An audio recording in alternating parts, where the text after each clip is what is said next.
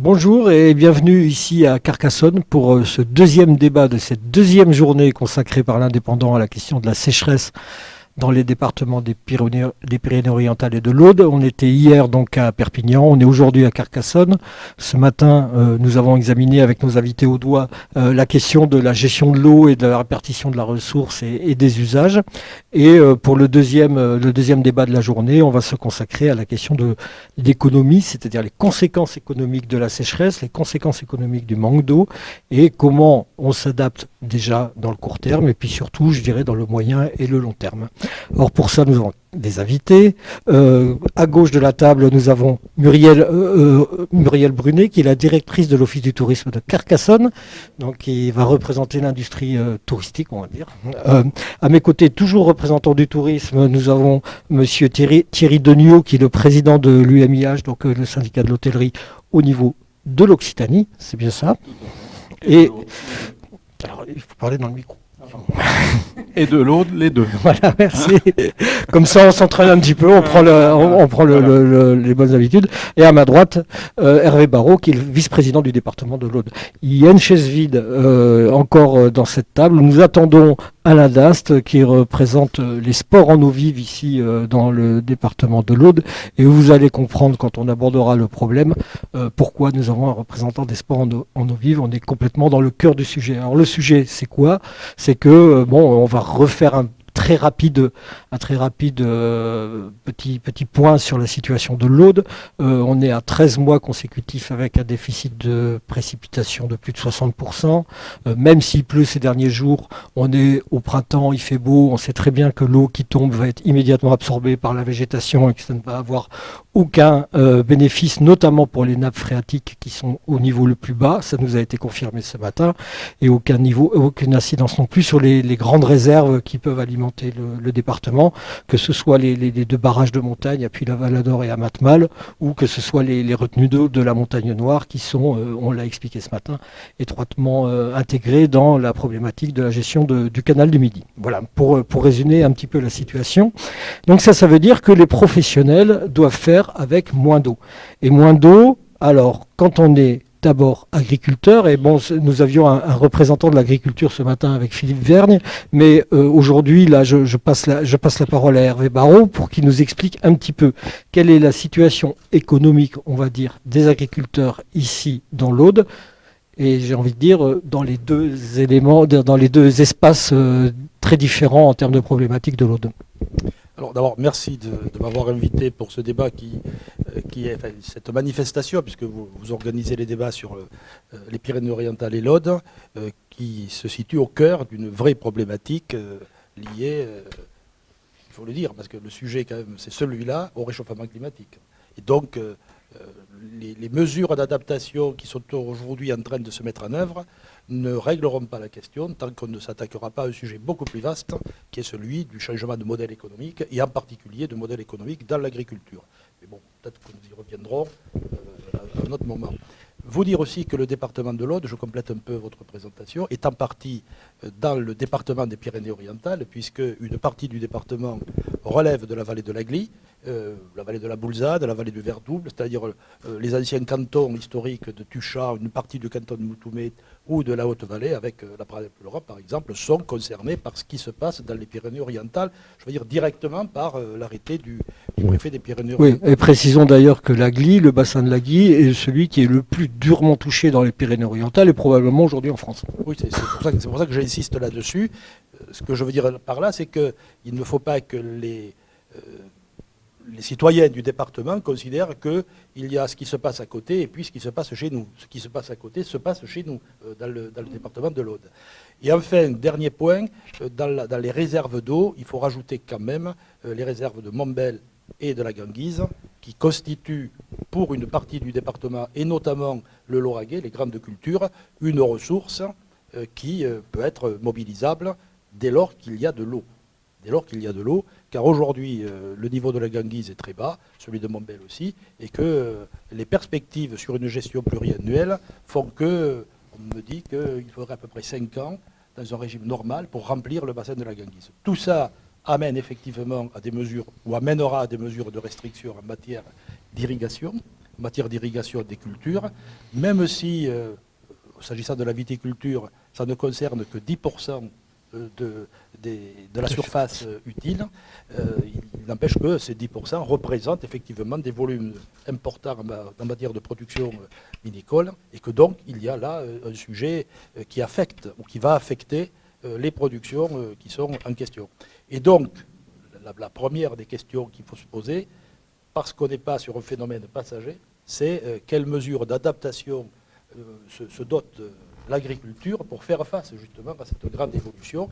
Et là, je pense il faudra que les pouvoirs publics se mobilisent pour aider cette agriculture, puisque vous me posez la question sur l'agriculture. Je reste oui, tout à fait, oui, bien sûr. Voilà, et donc il faudra se poser ces questions et les mettre en œuvre pour justement accompagner le monde agricole vers cette mutation qui va être une agriculture, alors je ne dis pas sans eau, mais avec moins d'eau. Avec moins d'eau, oui, tout à fait. Ouais. On va continuer un petit peu avec vous. Vous avez dit deux choses, c'est que ce manque d'eau est lié, premièrement au réchauffement climatique, ça c'est sur la tendance longue, et que deuxièmement, la difficulté serait d'imaginer que la difficulté chez nos voisins est ailleurs, alors qu'elle ne concerne pas, alors que c'est vrai, effectivement, ce matin, l'Aude est en état de vigilance, c'est le premier niveau de l'alerte, il y en a encore trois au-dessus, là où les PO sont en rouge, c'est au plus haut niveau d'alerte. Justement, est-ce que c'est pas ça la première chose la plus importante, c'est la prise de conscience, c'est le refus du déni, c'est de se dire, effectivement, on est confronté à une évolution climatique qui va avoir des conséquences extrêmement fortes et surtout extrêmement durables. Est-ce que vous, en tant que responsable politique, vous n'êtes pas là aussi pour dire, il va falloir vraiment s'adapter, on ne peut pas continuer à faire comme s'il n'y avait pas de problème. Ça, je pense que Je pense que la prise de conscience est en progression. Je crois qu'aujourd'hui, plus personne, en tout cas, la majorité du monde agricole ou du monde professionnel, on parle de tourisme, se rend compte que la situation n'est plus aujourd'hui ce qu'elle était hier et probablement que les choses vont s'aggraver pour demain. Ceci étant, il ne faut pas se tromper de débat, et le débat c'est celui de la raréfaction de la ressource, pas seulement la question de la répartition de la ressource, même si la question de la répartition, de la justice dans la répartition, de l'équité, des priorisations en termes d'usage de l'eau. Par exemple, la question de l'eau potable est une question centrale, car il y a des zones dans notre département, j'imagine que dans les Pyrénées-Orientales c'est la même chose, qui risquent de se trouver en rupture d'approvisionnement en eau potable dès cet été. On a connu ça les étés précédents, mais ça va se multiplier. Les études que nous avons menées, les schémas qui sont à l'œuvre aujourd'hui montrent les difficultés d'approvisionnement de certains secteurs, particulièrement l'été, puisque dans nos régions qui sont très touristiques, il y a un afflux de population et donc une sollicitation beaucoup plus importante. Mais, on va y venir. Faut sûrement y venir. Et donc, je crois que c'est cette prise de conscience-là qu'il faut travailler, le fait qu'on aura moins d'eau. Et quand on a moins d'eau, il faut voir comment on l'utilise prioritairement. Je parlais de l'usage de l'eau potable.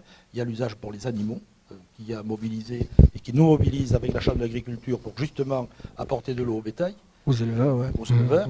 Et puis il y a les autres usages sur, en particulier le maraîchage, qui est un sujet extrêmement important. Les diverses activités économiques qui sont visées par l'utilisation ou l'usage de l'eau. Merci beaucoup. On va continuer ce débat justement avec les gens qui représentent le tourisme. Donc je vais passer le micro à Muriel Brunet, et puis si après vous organiserez. La question elle est un petit peu basique et là encore je parle beaucoup de l'expérience qu'on a des débats dans les Pyrénées-Orientales, où dans les Pyrénées-Orientales il y a eu ces derniers temps un phénomène presque de rejet de l'économie touristique, au sens où on disait ils vont apporter énormément de monde cet été alors qu'on va manquer d'eau, qu'il y a une liste de 20 communes qui pourraient être privées d'eau dans cet été. Donc il y avait cette idée-là, pourquoi eux ils vont consommer beaucoup d'eau alors que nous on va être dans une situation de pénurie et où on va nous demander de faire des efforts. Pourquoi est-ce que les particuliers ne peuvent pas remplir leur piscine aujourd'hui alors que les campings gardent leur piscine, parce qu'on sait qu'aujourd'hui dans le modèle économique des nouveaux campings, la piscine est indispensable. Donc il y a cet aspect-là et je Ce serait l'exemple de la frontière jusqu'en Catalogne, où la Generalitat vient de lancer un grand programme de sensibilisation des touristes, en destination des touristes, pour justement leur demander d'être beaucoup plus raisonnables dans leur consommation d'eau à l'occasion de leurs vacances. Donc, voilà, première question. On va commencer avec Muriel Brunet. Comment on gère cette difficulté, cette contradiction qui consiste à dire venez chez nous vous faire plaisir. Le tourisme, c'est se faire plaisir, puis en même temps faites quand même un peu attention. Voilà. Alors, en fait, on le gère de deux façons. D'abord, il faut travailler avec les professionnels du tourisme, donc que ce soit les hébergeurs, les campings, tous les prestataires. Donc on travaille tous main dans la main pour réfléchir justement à cette gestion de l'eau. Donc en montant des chartes, ce qu'on est en train de monter, éco-responsables, réfléchir comment les professionnels que l'on va mettre en avant sont eux respectueux et puis ont la démarche qui convient justement, entre autres, à la gestion de l'eau, parce que c'est pas que le problème de la gestion de l'eau, c'est aussi le problème de l'approvisionnement en circuit court, etc., etc. Donc c'est vraiment, pour nous, la gestion de l'eau est une partie de la charte d'éco-responsabilité, puisque derrière, c'est aussi les autres bonnes pratiques d'un tourisme durable et responsable, en faisant travailler les gens du coin, etc., etc. Mais ça, on pourra en parler peut-être sur un autre sujet. Et après, donc, on a derrière les touristes, donc les touristes qu'il faut former, et notre action aussi doit s'adresser auprès des touristes avec lesquels il faut monter des actions pédagogiques, il faut réfléchir. Il y a plein d'initiatives, hein, donc on en parlera peut-être, mais des labels, beaucoup de choses qui se sont mises en place auprès des professionnels, parce que une douche, tout simplement, on peut, avec des systèmes sur les robinetteries, alors je ne connais pas grand-chose, mais vraiment limiter la consommation. On va le demander à Thierry Deniau, qui est un professionnel de l'hôtellerie, et qui est donc, on est d'ailleurs ici même dans un de ses anciens hôtels, donc voilà, on est au cœur du sujet. Comment on fait quand on est hôtelier, quand on reçoit du monde pour l'instant, hôtel, on va parler des hôtels, on parlera ensuite de l'hôtellerie de plein air, des campings. Mais déjà, quand on est hôtelier, qu'on reçoit du monde dans son établissement, comment on fait pour réduire la consommation d'eau sans réduire le service? Alors, dans l'hôtellerie traditionnelle, comme moi j'étais directeur ici aux Trois Couronnes, on a des choses qui sont en place. Hein. On a déjà tous les hôtels, une grande partie des hôtels qui sont classés. Et dans ce classement, vous avez toute une partie qui est sur la gestion de l'eau, qui est sur la gestion de l'énergie. Et ça, depuis des années, on travaille dessus. Hein. On n'arrive pas du jour au lendemain dessus. Ça fait moi une vingtaine d'années que je travaille dessus. Tout le monde connaît que quand on arrive dans une chambre d'hôtel, sur les miroirs, on a des étiquettes pour dire si vous ne servez pas de la serviette ou si vous avez été servi, vous la mettez par terre, et ainsi de suite. Après, on a des mousseurs sur les robinets, on a des blocages sur les pommes de douche. Maintenant on recycle les eaux de pluie, on a les produits d'accueil écologique, on travaille sur les chasses d'eau parce que ça c'est un gros consommateur d'eau, parce que dans la plupart des hôtels on s'aperçoit que toutes nos chasses d'eau fuient, toutes. C'est un truc de fou avec le calcaire, toutes fuient. Alors il y a juste à mettre un petit papier de toilette et on regarde et on voit. C'est mouillé, ça ne se voit pas à l'œil nu, mais on s'aperçoit. Et moi, quand je travaillais ici, c'était vraiment quelque chose que je faisais souvent et que j'étais obligé de réparer toutes ces chasses d'eau régulièrement. Oui, parce qu'au final, l'économie réalisée est importante, ou le surcoût. Mais très importante, mais c'est incroyable. Hein. C'est incroyable. Bon, après, c'est vrai que... On a les baignoires, qu'est-ce qu'on en fait? On les garde Et alors, comment vous faites aujourd'hui quand on construit un hôtel, y compris un hôtel qui aspire à un certain niveau de qualité? On met des baignoires, on n'en met pas? Comment on fait? Il y a un pourcentage de baignoires, mais pas beaucoup. 10% ou 15%, le reste, c'est des douches. Ouais, si on vous les demande, vous les avez. Vous avez des hôtels qui mettent des jacuzzis. Alors ça, c'est pareil. On fait comment? Parce qu'à partir du moment où vous avez une personne qui est venue, qui se sont baignés dans le jacuzzi, on fait quoi de l'eau? Oui, normalement, elle doit être évacuée. Voilà, c'est ça. Alors ça, c'est pas... Est-ce que ça, c'est une pratique, effectivement? Est-ce que les gens viennent à Carcassonne pour prendre un jacuzzi ou pour visiter la cité? C'est un petit peu les questions qu'on peut se poser.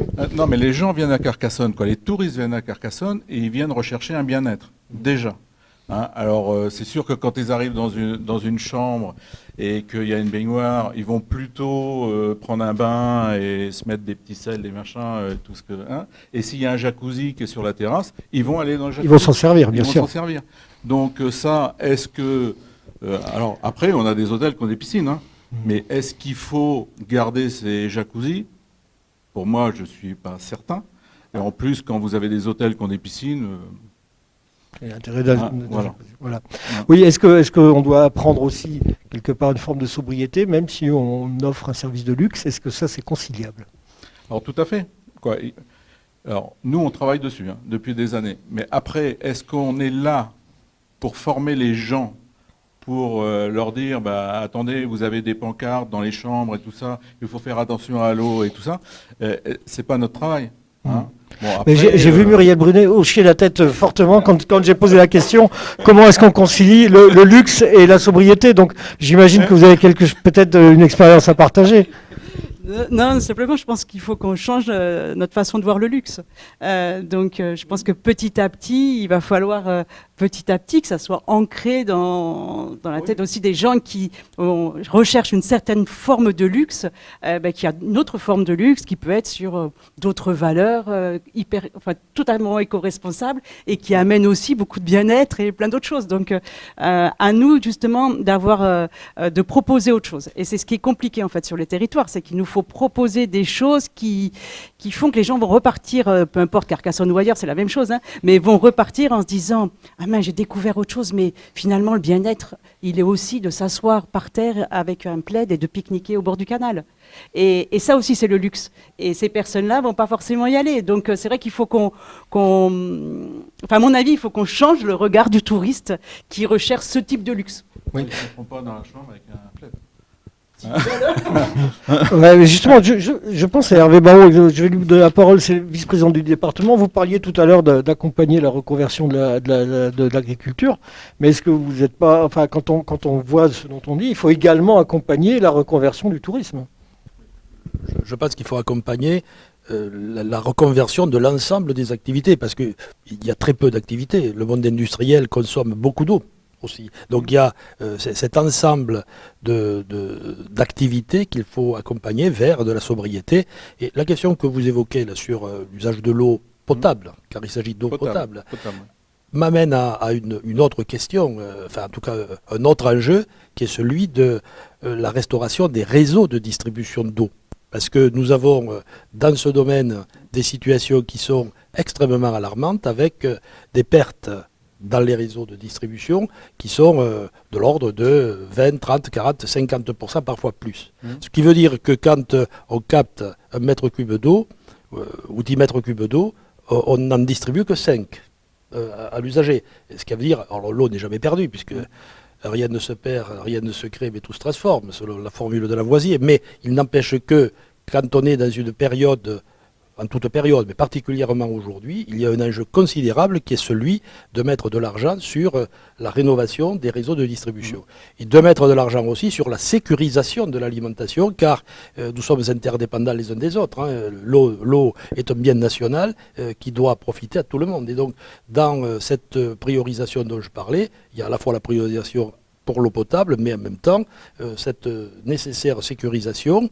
Ça ne veut pas dire qu'il faille dépenser de l'eau à tout va, mais ça veut dire aussi que l'eau qui est extraite du milieu naturel doit être distribuée à 100%. C'est ça l'objectif. Je pense que, en tout cas en tant que collectivité locale, nous assignons, c'est de faire en sorte qu'on participe et qu'on mobilise des fonds de l'État, de l'agence de l'eau, qui n'est pas forcément toujours au rendez-vous, ou qui ne sont pas toujours au rendez-vous. Il faut que, ensemble, nous arrivions à faire en sorte que l'eau soit considérée comme ce bien précieux, indispensable tout simplement à la vie. Et donc il faut faire un gros effort dans ce domaine-là. Mais c'est vrai que le sujet vaut pour tous les usages de l'eau.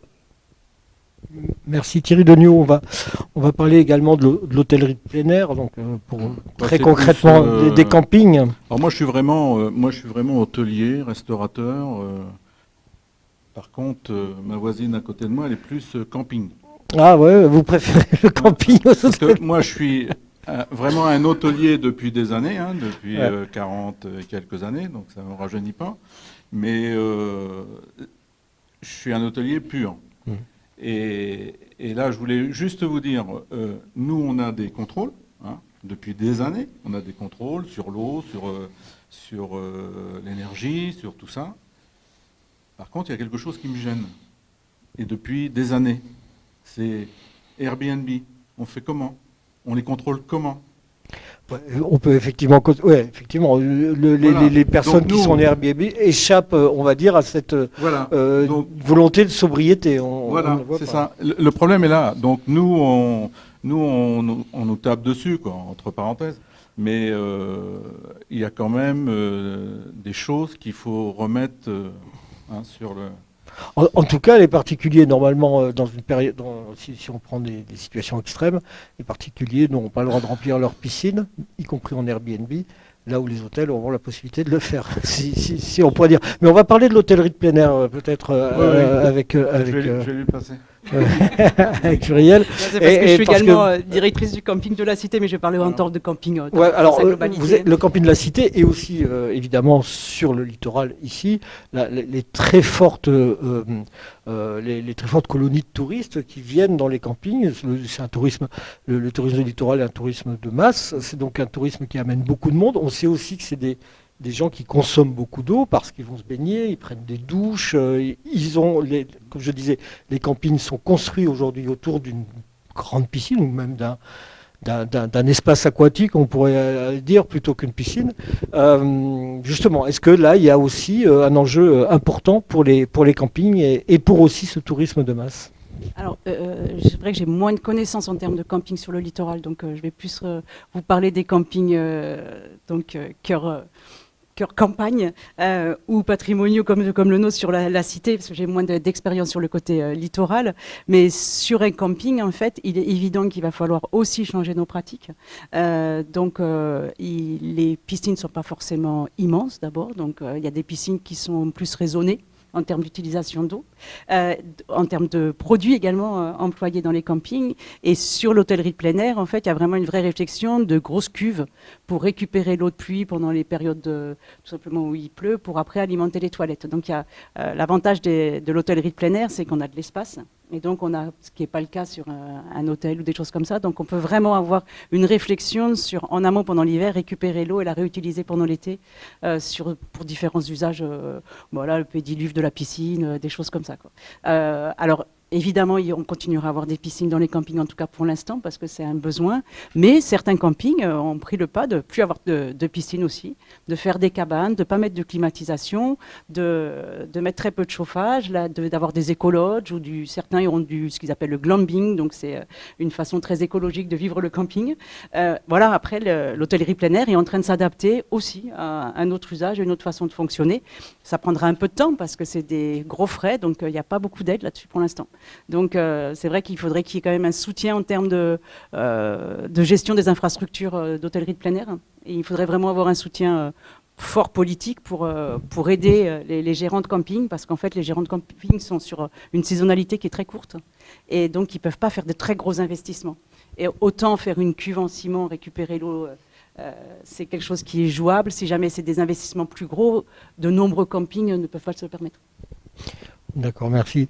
Hervé Barraud, justement, sur l'été qui s'annonce, et donc l'arrivée d'une population supplémentaire, qu'il s'agit d'ailleurs absolument pas d'opposer à celle qui vit ici, ni de culpabiliser, ni de créer des conflits qui d'ailleurs n'ont pas lieu d'être, mais comment vous anticipez justement cet été? Comment ça peut se passer compte tenu des difficultés qu'on peut avoir, notamment sur l'eau potable?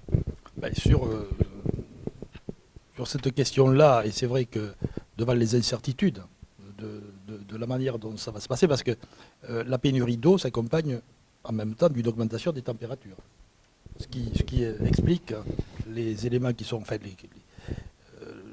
la conversation qui vient d'avoir sur la nécessité d'avoir de l'eau pour un certain nombre d'activités, ne serait-ce que pour se rafraîchir. Ça pose d'ailleurs la question des sports d'eau vive. Ça pose la question de l'usage des rivières qui vont se retrouver avec de moins en moins d'eau pour accueillir une population extrêmement importante. Et donc, ces questions-là, dans le cadre du camping ou dans le cadre des sports de plein air, de pleine nature, l'attrait que ont certaines parties de notre département, je pense aux Corbières, à la Haute-Vallée, du point de vue de la ressource en eau dans les rivières, donc de la ressource en eau naturelle, si je puis dire, l'eau est naturelle, mais avec quelques petites retenues ou pas d'ailleurs, quelques endroits, va faire que dès lors que le niveau de l'eau va baisser, il va y avoir des problématiques sanitaires, il va y avoir des problématiques de milieu qui sont posées par ces questions-là. Et donc, cette question aussi pour le tourisme est également posée. Si on parle des sports de pleine nature. Oui, on va en parler maintenant, puisque Alain Dast n'est pas encore arrivé, mais je sais que Muriel Brunet a eu un contact avec son collègue aussi. Il y a effectivement, vous en parlez, il y avait effectivement une problématique. Je vais essayer de la résumer le plus simplement possible. Notamment sur la Haute-Vallée, on va dire entre Axat et Quillan, il était possible de faire du rafting, notamment, et pour cette raison-là, en général, il y avait les choses se passaient plutôt bien. Le barrage de Matemal, celui de Puyvaleur, pouvait faire quelques lâchers qui permettaient d'avoir du courant dans la rivière et donc de pratiquer cette activité. Cette activité, il n'y en a pas eu l'année dernière, il n'y en aura pas cette année non plus. C'est pas tout à fait juste. Ouais, il y en a. Non, bon. Voilà. Enfin, c'est ce qui nous a été rapporté. Mais pour terminer la présentation, le lac de Matemal, il est à peu près à 50% de son remplissage, à une période où normalement il devrait être à 80%. Voire même à 100. En fait, les sports de pleine nature, l'eau vive, ce qu'on appelle l'eau vive, c'est à la fois la Haute-Vallée de l'Aude, mais c'est également le chevelu dans les têtes de bassins de ruisseaux, type Orbieux, dans les Corbières ou dans les Pyrénées. Les activités ne sont pas de même nature. D'un côté, vous avez du canyoning, je parle dans le chevelu comme à Terme par exemple, et puis vous avez, ou dans les gorges de Galamus, point d'accès entre l'Aude et les Pyrénées orientales, sur la vallée de la Glie, et puis vous avez les activités effectivement dans le fleuve Aude, dans la Haute-Vallée, que sont le rafting, le canoë-kayak, etc. Alors, en fonction du niveau d'eau dans la rivière, certaines activités sont possibles ou non. Ce qui a été supprimé l'an dernier, c'est surtout le rafting, qui est lié à des volumes d'eau importants. Lesquels volumes d'eau sont dispensés par ce qu'on appelle la convention de Matemal, c'est-à-dire une convention entre EDF et le monde agricole. C'est une eau qui est destinée à l'irrigation des cultures. Et également d'ailleurs à la production d'électricité. Les turbines de Matemal aujourd'hui sont à l'arrêt. C'est une eau à plusieurs usages. Ouais. Les ne sont pas préleveurs. Donc, n'étant pas préleveurs d'eau, j'ai du mal à comprendre pourquoi, dans l'arrêté cadre qui est proposé par le préfet, j'ai du mal à comprendre pourquoi on considère qu'à partir d'un niveau de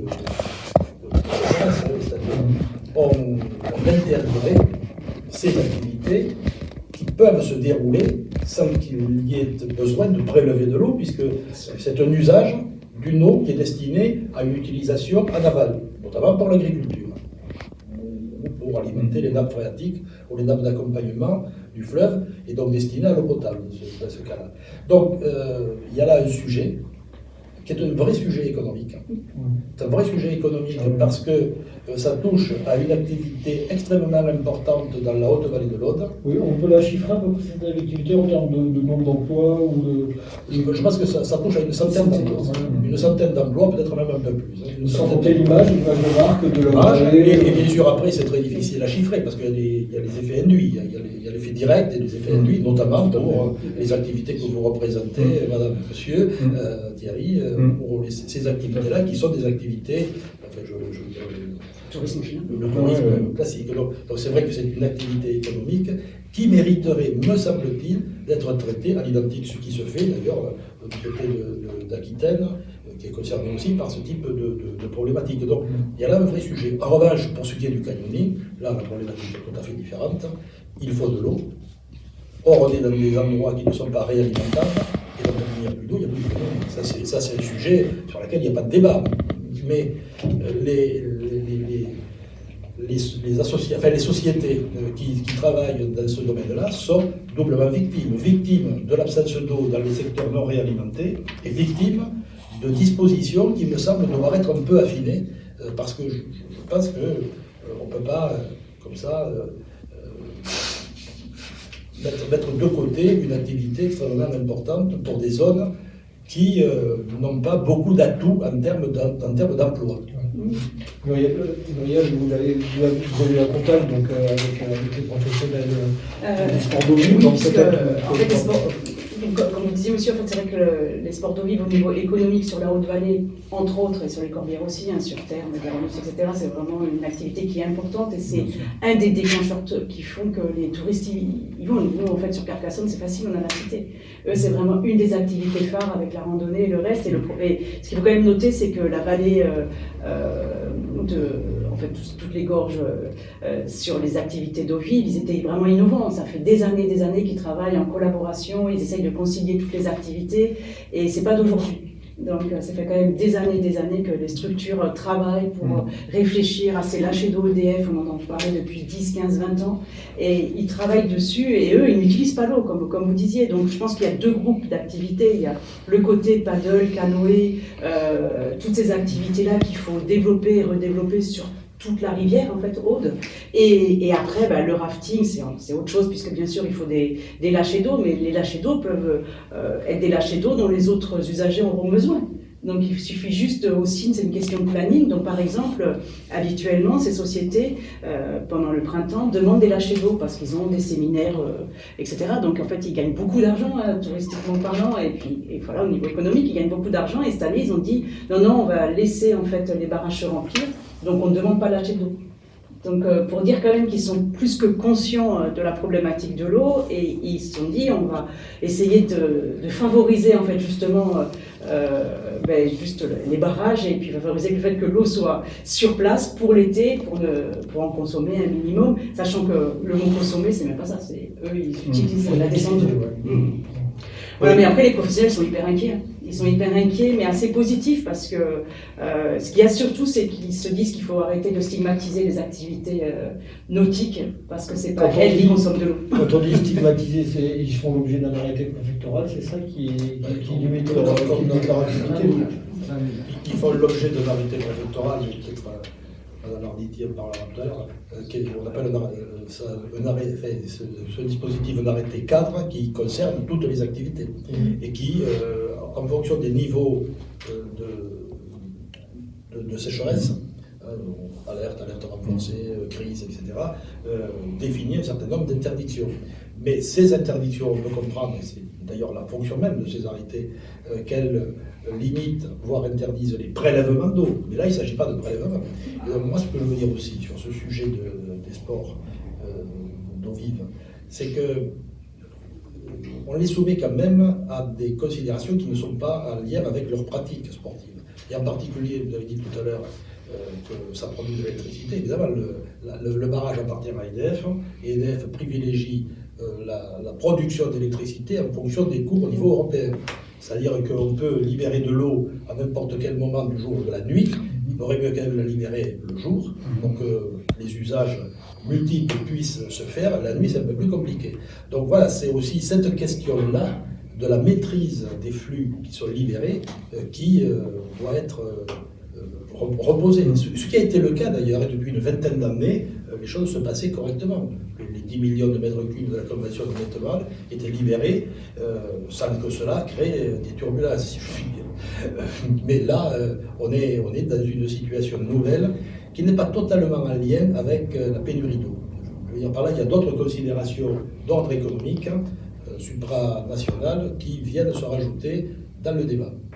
Et donc, je pense qu'il faut que les services publics, l'État en particulier, se saisissent de cette question et apportent à ces professionnels des réponses qu'ils attendent aux professionnels et, à travers eux, à l'ensemble du monde qui touche à la question touristique.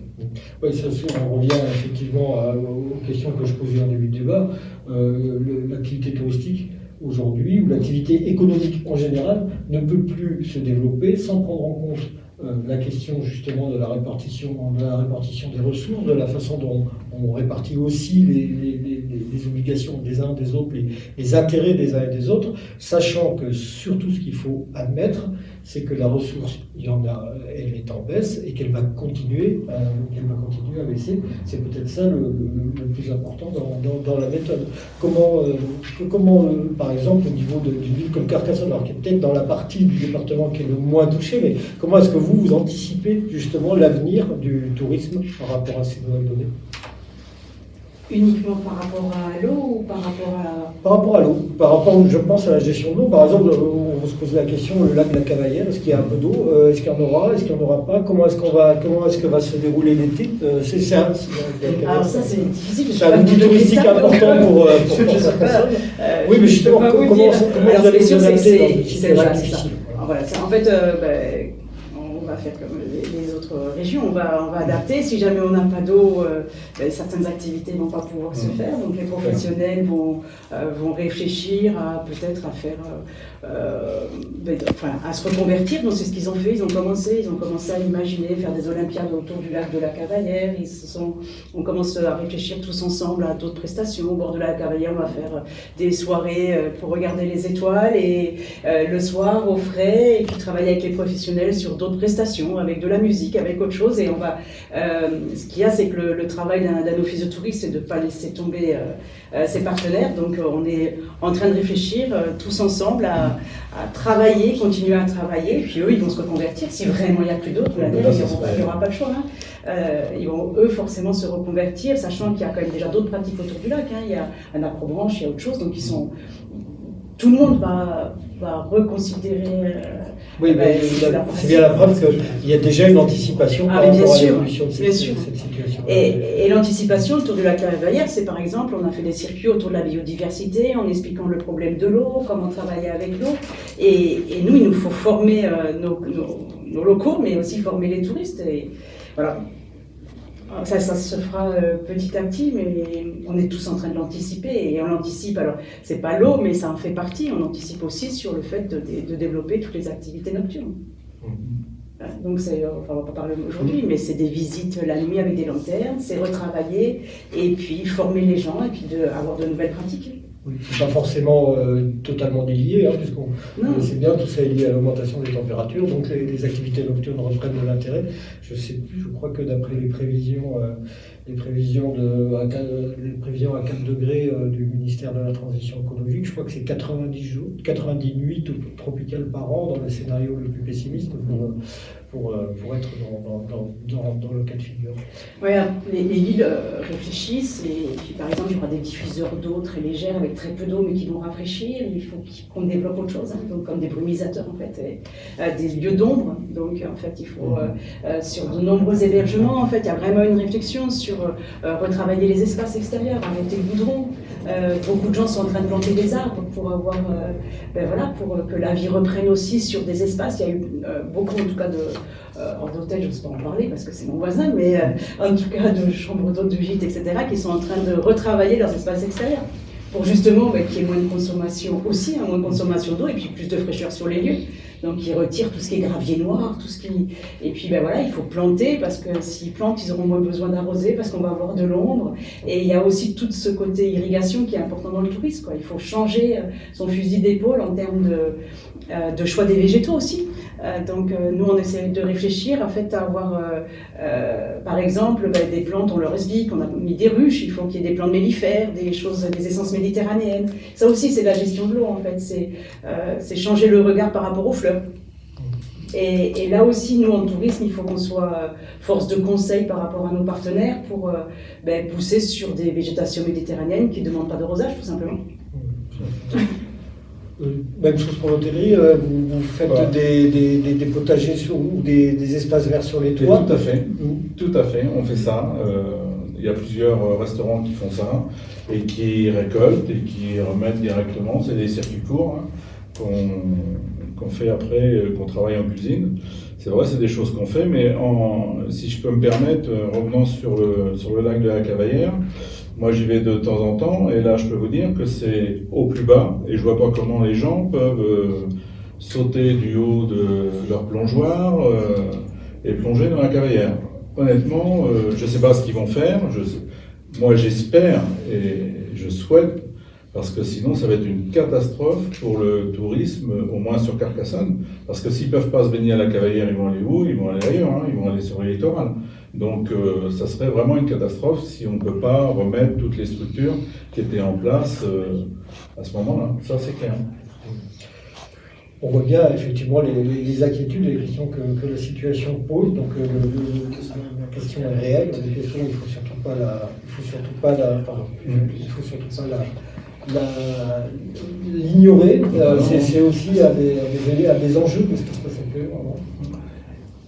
C'est l'enjeu parce que la question de l'eau, du réchauffement climatique est multiple. Il y a une question qu'on n'a pas abordée. C'est la thématique ou la problématique des incendies.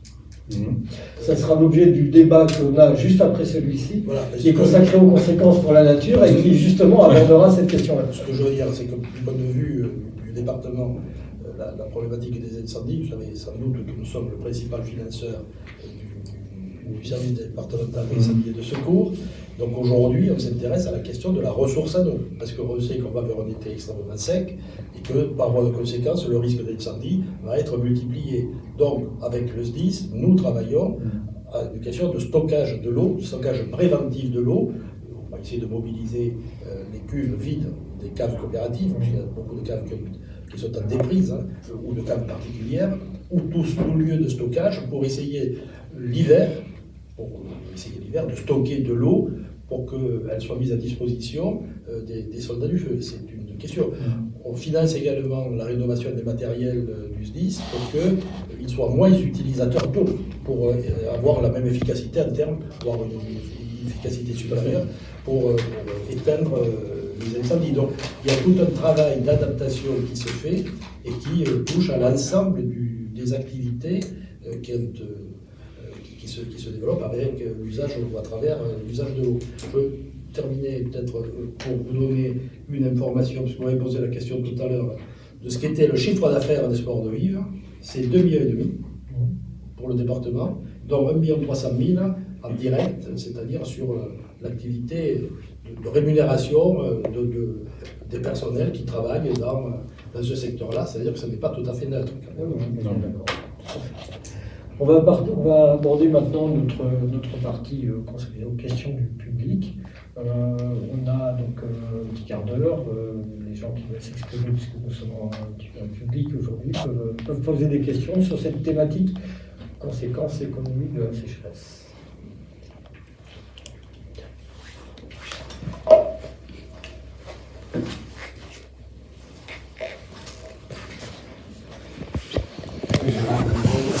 Correspondant de l'indépendant à La Palme. La question de l'apprentissage en particulier au niveau du tourisme de camping, je crois qu'il y a un bon outil pour apprendre, c'est par exemple quand on fait du camping-car, où on essaye de vivre 3 jours avec 100 litres d'eau pour 2 personnes. Et là on s'aperçoit quand on revient à la maison que même lorsqu'on est attentif à la douche, on dépense 3 fois plus d'eau, même en faisant attention, alors que dans un camping-car, non seulement l'espace est réduit, mais l'usage de l'énergie, parce qu'il y a l'eau, il y a l'électricité aussi, à la mesure où on a en général un panneau solaire et qu'on est complètement autonome, on ne se branche plus maintenant avec les outils d'aujourd'hui. Donc ça, c'est un apprentissage particulièrement intéressant.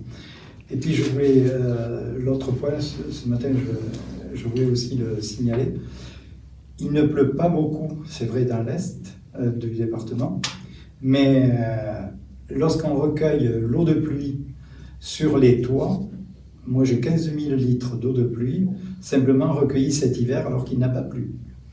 J'ai 15 000 litres d'eau de pluie. Pourquoi? Parce que quand j'ai construit la maison, j'ai mis une réserve sous la terrasse qui fait 9 000 litres.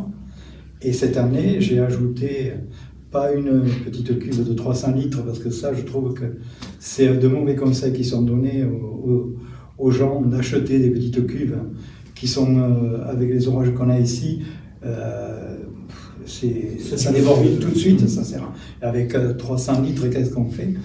J'ai mis en janvier une nouvelle cuve de 3000 litres, elle est pleine, et cette nuit, elle a à nouveau débordé.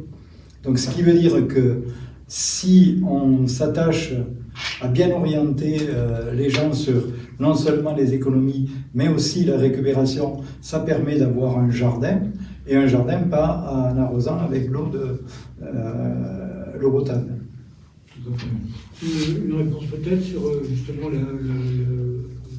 l'éducation du tourisme, si j'ose utiliser cette expression, je la vois beaucoup, mais voilà, sur la façon dont on permet aux touristes d'avoir une approche plus responsable. Alors, le touriste, en fait, il y a les parents, les enfants et les grands-parents. Donc, en fait, ça dépend vraiment d'une question de génération, parce qu'en fait, il y a des usages qui sont vraiment différents. Et nous, notre rôle, en termes d'office au tourisme, quel que soit le lieu, c'est de les former aux bons usages. Donc, par exemple, sur la douche, sur un camping, il faut mettre un minuteur. C'est tout bête. Mais si jamais on doit rappuyer sur le minuteur, on sait que on est hors norme. Alors, ça n'empêche pas qu'ils rappuieront dessus. Mais ils sauront que, ça alors, normalement, j'aurais déjà dû ne plus en avoir besoin. Alors, en effet, le camping-cariste a vraiment cet esprit de faire attention, puisqu'il a peu d'eau. Alors, sur les campings, on s'aperçoit que en fait, les usages changent. Il y a de moins en moins de personnes qui viennent en toile de tente. Et ils rentrent dans les campings avec leur camping-car et ils viennent se doucher au sanitaire du camping. Alors là aussi, eux aussi, alors pas tous, mais quand même il y en a beaucoup. Eux, il faut leur mettre et alors eux, c'est pour le coup, c'est 3 fois plus parce qu'ils n'utilisent pas leur eau. Ils pensent que leur eau n'est plus potable ou plus bonne ou plus au bout de quelques jours. Donc du coup, on les voit, ils ouvrent les vannes et là on arrive direct parce qu'ils ouvrent les vannes, ils vident leur réservoir et en plus ils vont prendre des douches de 3 quarts d'heure.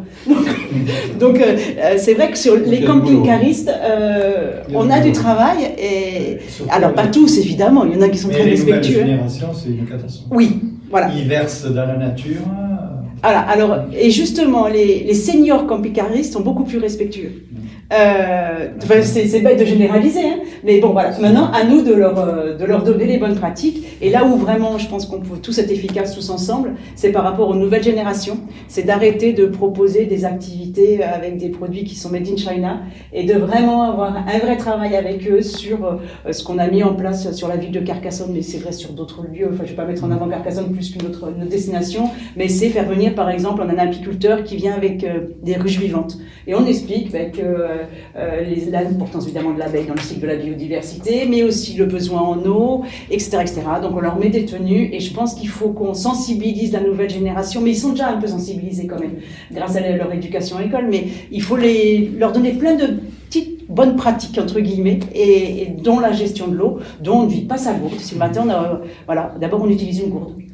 Et donc voilà, c'est tous ces petits gestes du quotidien, dont la gourde, qui est vraiment important. Donc arrêtez de prendre des bouteilles en plastique. Si l'eau est un peu chaude, on peut la rafraîchir. On la met dans la rivière ou dans n'importe où et ça va se rafraîchir. On n'est pas obligé de la mettre au frigo, ou en tout cas de l'acheter pour aller chercher de nouveau de l'eau. Voilà, donc c'est toutes ces... On a vraiment un vrai rôle dans le tourisme parce qu'on a de la chance, surtout sur des grosses destinations où nous, on a 2 millions de visiteurs. On a vraiment la possibilité de former les gens aux bonnes pratiques. Maintenant, c'est pas gagné. Dans les hôtels, c'est des choses qu'on ne peut pas faire. Parce qu'on ne va pas couper la douche au moment, c'est pas possible. Sinon, vous les voyez tous à la réception. C'est ça. Donc, c'est des choses qui vont être compliquées à mettre en place sur des hôtels. Bon, après, comme j'expliquais tout à l'heure, on a des choses qu'on a mis en place pour économiser l'eau, mais des cuves sur les toits pour alimenter les chasses d'eau et tout ça, oui, ça c'est des choses qu'on peut faire. Ça, il n'y a aucun problème là-dessus. Mais sur le reste, sur les bonnes pratiques, et comme dans les campings et tout ça, je pense que ça va être très très dur. Pardon. Maintenant, ça va dépendre du camping. Un camping du littoral où les gens viennent pour avoir des très grosses piscines avec des gros toboggans et eux, ils vont aller prendre 10 douches par jour. Je veux dire, c'est pas tous les campings qui vont non plus pouvoir prendre le cap de la bonne gestion et les bonnes pratiques. Alors, peut-être je vais y avoir une question, mais j'en pose une parce qu'elle me vient. Est-ce qu'il y a encore beaucoup de plages dans l'Aude où il y a des douches pour les baigneurs et où Normalement, non. on peut prendre Non, une... Ils sont en train de disparaître. Ils sont en train de disparaître. Ils les ont bloqués. disparu. À Louisson, c'est bloqué. Ah oui, c'est fini. Ah oui, Ouais. non, c'est- Ouais. Je crois que c'est interdit dans les Pyrénées-Orientales. Oui, dans les Pyrénées-Orientales. Ils ont le- Oui, ça, c'est fini. c'est fini. Ouais, Louisson, il y en a plus. Une question? Oui, c'est simplement toujours dans le même registre pour dire que finalement vous faites des efforts pour convaincre les gens d'adopter un autre comportement, mais qu'on est quand même très loin du compte. Et qu'on peut considérer qu'actuellement les gens n'ont pas compris dans la situation. Et qu'il faudra encore quelques années de persuasion, malheureusement de sécheresse. Ouais, parce que quand on les voit sur d'autres lieux dans le monde, par exemple, moi j'ai pu aller dans des écologes au niveau du nord du Brésil, les gens qui arrivent d'ailleurs sont complètement convaincus du manque d'eau et de la difficulté de pouvoir faire du tourisme avec le peu de moyens qu'ils ont. Et là, ils se plient complètement à ce qu'on leur demande, avec de la pédagogie aussi des gérants de camping du plein air. Et ces mêmes personnes, quand elles viennent à Carcassonne, ben, elles vont vouloir prendre des bains. C'est-à-dire que là, on n'a pas conscience que la France rejoint d'autres pays dans le manque d'eau. Bon, je pense qu'en termes de comportement, on n'est encore pas arrivé et que vous aurez encore beaucoup de travail. Alors, je ne sais pas quelles pistes sont envisagées au-delà de ce que vous avez dit dans les années à venir. Mais je pense qu'au-delà du mousseur ou de la fuite d'eau qui est très importante, je conçois, tant qu'on n'aura pas convaincu les gens que c'est une ressource qui devient ultra précieuse, ça va être compliqué. Et là, dans les hôtels, le problème, c'est que les gens y payent, ils se servent. Donc, vous pouvez pas dire maintenant, aujourd'hui, vous prendrez pas de douche ou vous prendrez pas de pain, ça, c'est pas possible. Donc, et les comportements sont compliqués à gérer.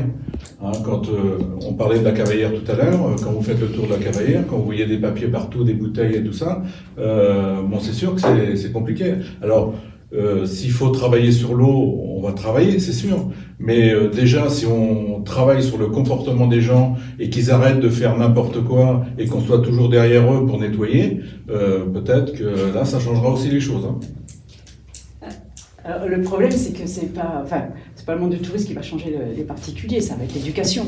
Et je pense que ça va passer par l'école, ça va passer et un changement de conscience. Malheureusement, des épisodes caniculaires comme ceux qu'on a connus l'année dernière, là, il y a une vraie prise de conscience. Alors c'est dommage parce qu'on a attendu ce moment-là. Pour certains, maintenant le monde du tourisme, ça fait des années que la conscience, la gestion de l'eau, voilà, on l'a maintenant. Le public, on est là pour avoir des actions pédagogiques, mais c'est pas nous qui allons changer tous les comportements malheureusement. Quoi. On l'a, mais par exemple... Maintenant, on y travaille.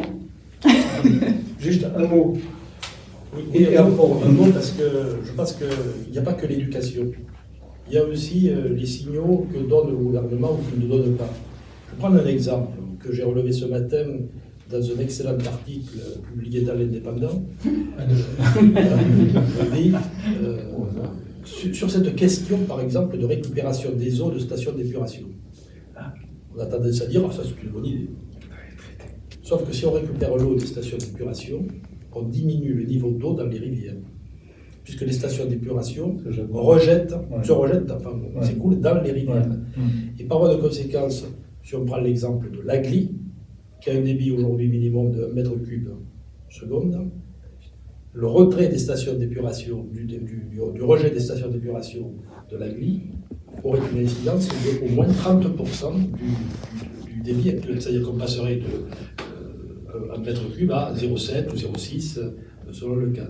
Ce qui veut dire qu'on est, me semble-t-il, dans la recherche de maintien d'un niveau de confort par la recherche de solutions qui risquent de s'avérer contre-productives. Je vais arrêter là parce que je pourrais parler aussi de la désalination de l'eau de mer, qui est une aberration, une extravagance de l'être humain qui pense qu'on va pouvoir alimenter, je ne sais pas, réfléchissons, est-ce qu'on va alimenter la France en dessalant l'eau de mer? Je ne sais pas si ça paraît quelque chose de possible.